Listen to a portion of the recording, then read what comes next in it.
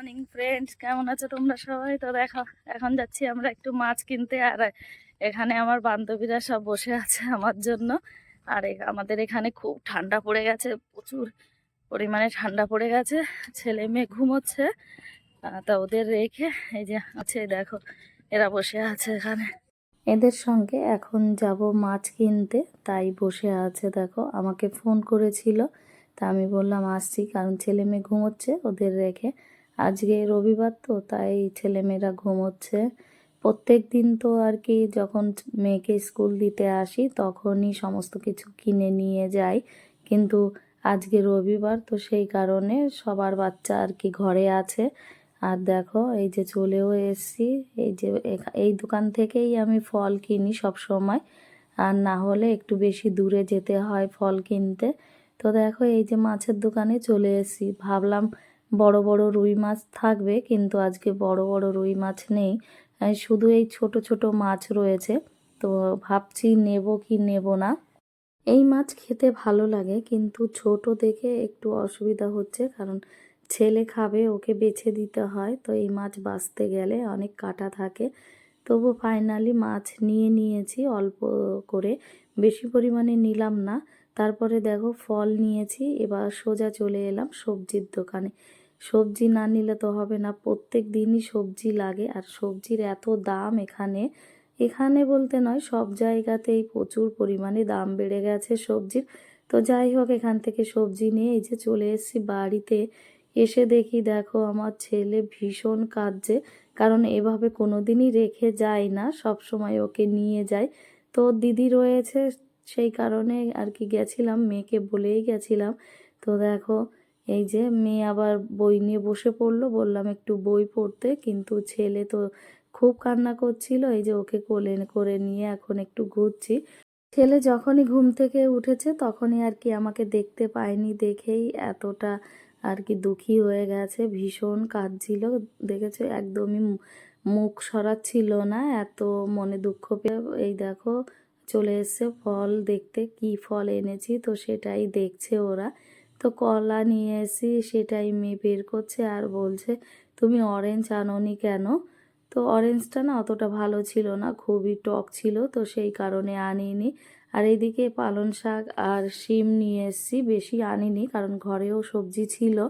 আর দেখো, এই যে ছেলে কি করছে,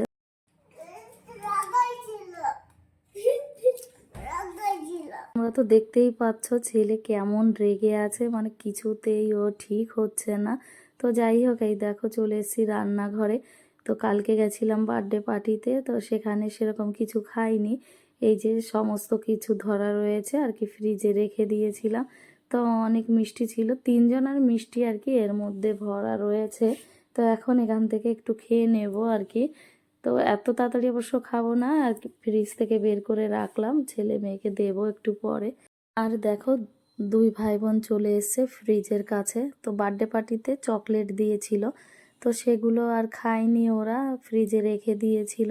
তাই এই যে দেখো, ছেলে আবার একটা বের করেছে, ওর দিদিকে বলছে খেতে, কিন্তু ওর দিদি বলছে না, আমি এত সকালে খাবো না, কারণ এখনো ও ব্রাশ করেনি। এই জন্য মেয়ে আর চকলেটটা ধরলো না। তো ছেলে আমাকে দিল, বলল মা আমাকে এই চকলেটটা একটু খুলে দাও, আমি খাবো। তাই ওকে খুলে দিয়েছিলাম। তো তারপরে যে আপেল কলা এনেছিলাম সেইগুলো আবার জায়গা মতন রেখে দিলাম। তো সকালবেলাতে যে টিফিনটা বানিয়েছিলাম আমরা সবাই খেয়ে নিয়েছি। তারপরে এই যে দেখো, বসে পড়েছি সবজি কাটতে। তো পালং শাকগুলো কাটছি, 2 আটি মতন এনেছিলাম, তো পরিষ্কার করে 1 আটি রেখে দিয়েছি খাওয়ার জন্য, আর 1 আটি প্লাস্টিকের মধ্যে রেখে দিলাম। তো দেখো, এই যে সমস্ত সবজিগুলো কেটে নিয়েছি। আর আমার ছেলে কি করেছে, সিমগুলো ভেঙে ভেঙে তার বীজগুলো বের করে এই যে খেলছে। ছোট মানুষ তো এগুলো বের করে খেলতে খুবই ভালোবাসে। আর এইদিকে দেখো, মেয়ে রেডি হয়ে গেছে, মেয়ে যাবে এখন ড্রয়িং ক্লাস। তো রেডি হয়ে দাঁড়িয়ে আছে, ওর দিদি আসবে, তখন দিদির সঙ্গে চলে যাবে। তো দেখো, একটু এসেছিলাম বাইরে। তো বাইরে আসার পরে ছেলে দেখতে পেলো একটা বাটারফ্লাইকে। তো সেইটাই ও দেখছে, দেখো ঘুরে ঘুরে, কিছুতেই তাকে ধরতে পারছে না, মুড়ে মুড়ে দেখছে। তো এই যে ঘরের দিকে চলে আসছে, তো হঠাৎই এই যে এই বাঙ্কারটাতে উঠে দাঁড়ালো। তো এখানে সমস্ত বাচ্চারা এসে বসে, খেলে, খুবই আনন্দ পায়। আর কি অনেকটাই উঁচু। তো দেখো কিভাবে দাঁড়াচ্ছে, কর্নারে না পিঁপড়ে ছিল প্রচুর, তাই আমি আবার বললাম যে ওখান থেকে সরে যেতে, দেখো কিভাবে নামছে, কারণ এখানে প্রচুর পিঁপড়ে থাকে, আমাদের রুম নিচে তো, তো সেই কারণে পোকামাকড়টা একটু বেশিই হয়। তো দেখো ছেলে আবার মাথাটা পরিষ্কার করে নিল, ভাবলো ওর মাথায় লেগে আছে কি না। তো দেখো এই যে প্রজাপতিটা আবার পেয়ে গেল, এখন ওর পিছনে দৌড়াচ্ছে। দেখে ছোট্ট একটা প্রজাপতি হলুদ রঙে, ও তো ভীষণ আনন্দ পাচ্ছে। তোমরাই দেখো কিভাবে দৌড়াচ্ছে, এত আনন্দ হচ্ছে ওর বলার মতো না। দেখো প্রজাপতিটারও একটু কষ্ট হয়ে যাচ্ছে, ও আবার উঠতে উঠতে দেখো থেমে যাচ্ছে, আর আমার ছেলে গিয়ে কিভাবে বসে পড়লো, ভাবছে ওকে ধরতে পারবে। তো এক হাত দিয়ে ধরার চেষ্টা করছে, কারণ ডান হাতে ওর ব্যান্ডেজ করা আছে, ডান হাতটা ওর ব্যথা ভীষণ, তো সেই কারণে ওইটা আর ব্যবহার করছে না। তো দেখো লাস্ট পর্যন্ত আর ওইটাকে ধরতে পারলো না, এখন এই যে ঘরে চলে আসলো। তো ঘরে আসার পরে এই যে মাছগুলো দেখো, মোটামুটি ভালোই মাছগুলো এনেছি, একটু বড়ই আছে যাতে ছেলে খেতে পারে, মেয়ে তো একদমই খায় না, তো ছেলের জন্যই ভেবে এনেছি। তো দেখো এই যে কানকর মধ্যে ছিল, ওইগুলো পরিষ্কার করে দেয়নি, মাছগুলো ছোট ছিল তাই সেগুলো আমি আবার পরিষ্কার করে নিলাম। তো যা হোক পরিষ্কার করে এই যে ফ্রিজে রেখে দিলাম, কারণ একবারে আর অত মাছ খাওয়া যাবে না, আরও বিশেষ করে একটু ছোট মাছ, তো খেতে অনেকটাই টাইম লাগবে। তো চলে এলাম মা আর ছেলে মিলে রান্নাঘরে রান্না করতে। তো মাছের ঝোল বানাবো, তার জন্য একটু সর্ষে বেটে নিচ্ছি। আর ছেলে এখানে চেয়ারের ওপর দাঁড়িয়ে আছে, কারণ চেয়ারটা ও নিজেই নিয়ে এসে, তো বলল মা আমি রান্না করব। তো দেখো এই যে ও দাঁড়িয়ে দাঁড়িয়ে আবার দেখছে আমি কিভাবে মশলা বাটি, আবার দেখো মাঝে মধ্যে মাছটা নাড়াচাড়া করে দিচ্ছে, কিন্তু কিভাবে করছে ভেঙে দেওয়ার মতন। তো দেখো ও খুব আনন্দ পায় আমার সঙ্গে রান্নাঘরে আসতে, মানে ওর শুধু দেখতে ইচ্ছা করে কিভাবে কি হয়। তো দেখো আমি রসুনটা ছুলেছি, আমাকে আবার বলছে দাও আমার হাতে, তো আমি ওর হাতে দিলাম, তো বলছে আমি না ধোবো। তো ও যদি ধুতে যায় তাহলে ওর জামাটা ভিজে যাবে, তো সেই কারণে আমি আর ওকে দিলাম না রসুনটা ধুতে।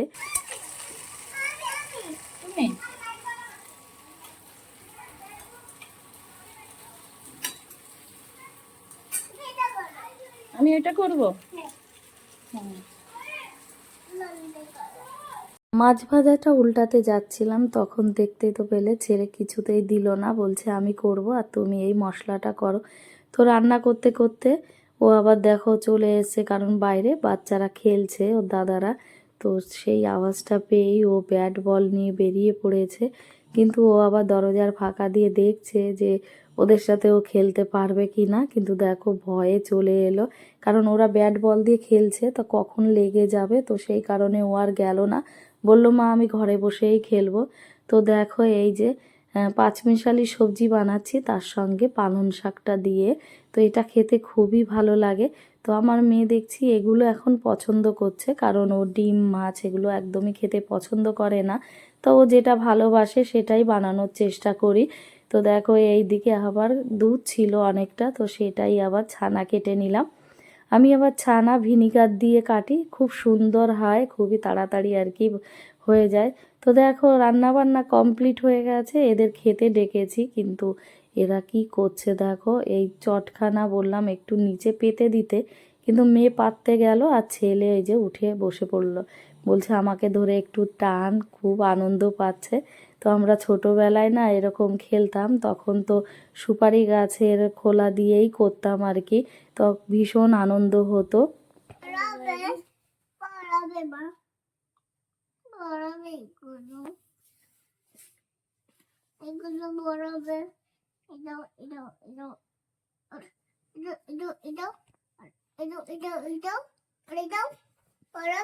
হুম,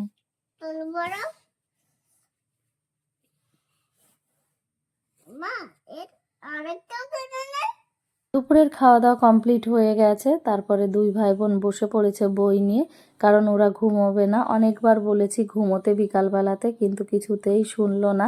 তো কি করব, আমি আবার চলে এলাম আমার কাজে রান্নাঘরে। তো রান্নাঘরে এসে আগে তেলের বোতলে তেলটা ভরে নিলাম, তো এই যে প্যাকেটে যেইটুকু আছে সেইটা আবার উল্টে দিলাম বোতলটার ওপরে, যাতে যা আছে পুরো ঝরে পড়ে যায়। আর এইদিকে এই যে ছানাটা কেটে রেখেছিলাম, তো সেটাই জল ঝরিয়ে রাখছি এই যে। আর সমস্ত থালা বাসন আর কি ধুয়ে পরিষ্কার করে রেখেছি। তো এইদিকে আবার ভাবলাম যে জামা কাপড়গুলো ধুয়ে দিই। তো বেশিরভাগ টাইমটাই না আমি সকালের দিকে পাই না জামা কাপড় ধোয়ার জন্য। তো এই টাইমটাই আর কি ধুই জামা কাপড়। তো দেখো এই যে আবার ছেলে মেয়ের দুষ্টুমি শুরু হয়ে গেছে, সারাক্ষণ শুধু এই রকমই করে। তো বলেছিলাম বই নিয়ে বসতে, তো দেখো এই যে এর ভেতরেই আর কি ওরা বই পড়ছে।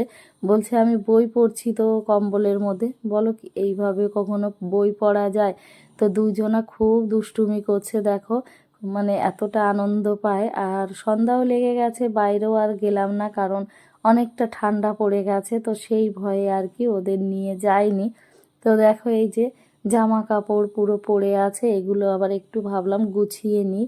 তো এইদিকে টুপি পেয়ে মেয়ে আবার টুপিটা পরে নিচ্ছে, বলছে একটা আমার একটা ভাইয়ের টুপি। তো এই যে টুপি দুটো আবার রেখে দিচ্ছি এই ড্রয়ারটাতে। তো এই ড্রয়ারটা খুবই ভালো আর কি, ছোট ছোট জামা কাপড়গুলো রাখা যায়। এই দেখো আলনাতে গুছিয়ে রেখেছি জামা কাপড়, তো বেশিক্ষণ থাকে না। ছোট ছোট জামা কাপড় তো একটা বের করতে গিয়ে আর একটা পড়ে যায়, তারপরে সব লণ্ডভণ্ড হয়ে যায়। তো যাই হোক গুছিয়ে নিলাম একটু কষ্ট করে। আর এই দেখো এখনও বেডের উপর পড়ে আছে, তো আমি পরিষ্কার করে গুছিয়ে রেখেছি। তারপর চলে এলাম এই যে মেয়ের স্টাডি রুমে।